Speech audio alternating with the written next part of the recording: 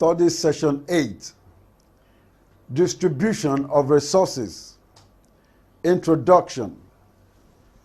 In this study session, we will discuss the principles of resources distribution and channels used for distribution of resources. Learning outcomes. When you have studied this study session, you should be able to 1. Define the term distribution. 2. Examine criteria used for distribution of resources. 3. Enumerate the channels of distribution of resources. 1. Concept of distribution. Redistribution over a lifespan is the form of distribution that intervenes least with the principles of economic markets. Redistribution between individuals, according to Fodor, 1978, may take place between different income groups, vertical redistribution, or between income groups with the same income but different needs, horizontal redistribution. Redistribution over time involves investment either in capital resources or in education and training. The aim of equalizing provision in relation to need in different geographical areas has been termed territorial justice. Territorial justice relates particularly to inherited capital investment, current resources of skilled personnel, and current financial resources for investment and consumption. Provision of a service by central government is likely to result in greater territorial justice. Most services, however, are provided by the state and local governments with a large measure of autonomy. 2. Criteria for distribution. The primacy of poverty ownership and labor as the normal basis for distributing claims on resources is so generally accepted in our society that validity of other criteria is often not recognized. There are 3 commonly accepted definitions of social justice in the distribution of resources. 1. Conservative. 2. Liberal. And 3. Socialist. In the conservative theory, social justice consists of not only a social hierarchy, but a hierarchy governed by a stable system of interconnected rights and duties. Those at the top are the holders not merely of privilege, but of responsibility for the welfare of those below. And through the recognition that different strata in society have different functions to fulfill, the hierarchy is accepted without dissension or envy as long as responsibilities imposed on each class are improperly exercised.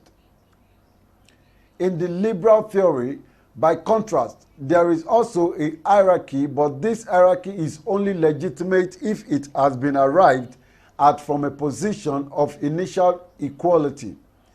The liberal is not against inequality, but against privilege. It demands equality not of condition but of opportunity. It places value on individual attainment. The socialist theory, finally, is strictly egalitarian theory. It may or may not require as a corollary that the state should play predominant part in economic affairs.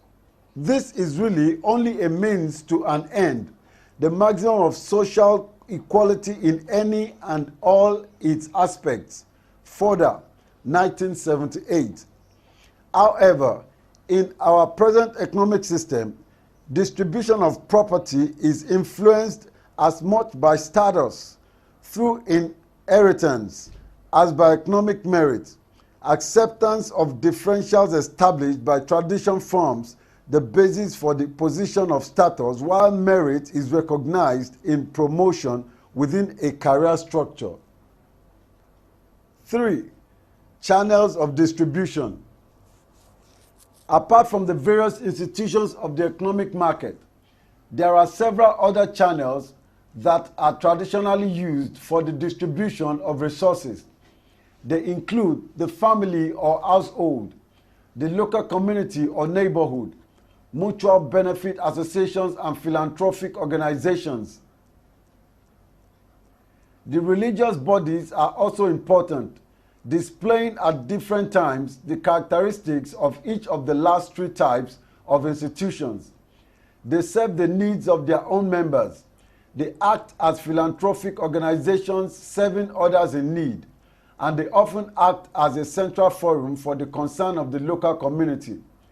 The traditional channels for distribution, if uninfluenced by the state, in general, tend to reinforce the broad structural differences in the distribution of resources based on status and class rather than need.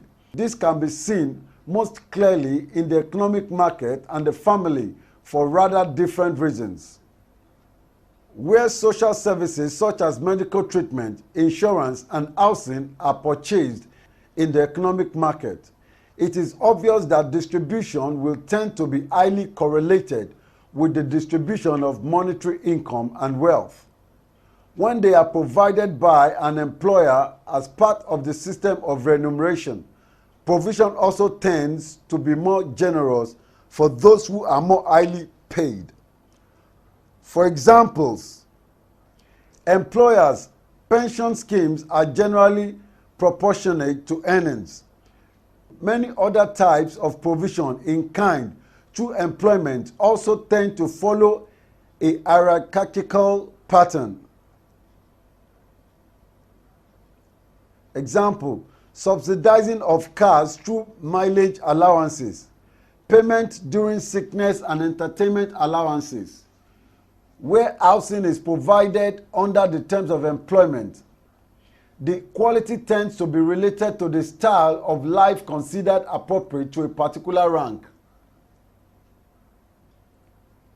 The family or household is far more likely to be oriented to a distribution of resources based on need, though perhaps with a tendency to overestimate the needs of male earners and to underestimate the needs of mothers and housewives. Families, especially nuclear families, are small bodies whose limited membership and sources of income affect their ability to provide coverage for exceptional needs. Their access to resources is closely correlated with social class and employment. Poor people, in fact, generally have poor relations. Further, 1978. Again, if the new pattern of distribution imposed by the state contravenes too blatantly the accepted pattern, there is likely to be evasion and problems of enforcement will develop. Study session summary.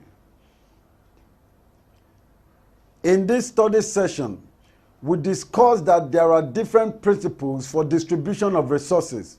We noted that the primary method of distribution in our society is based on the ownership of property and employment with emphasis on merit and status.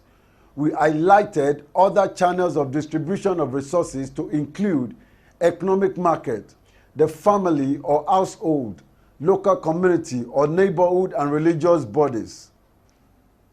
End of SO 304. Thank you for listening.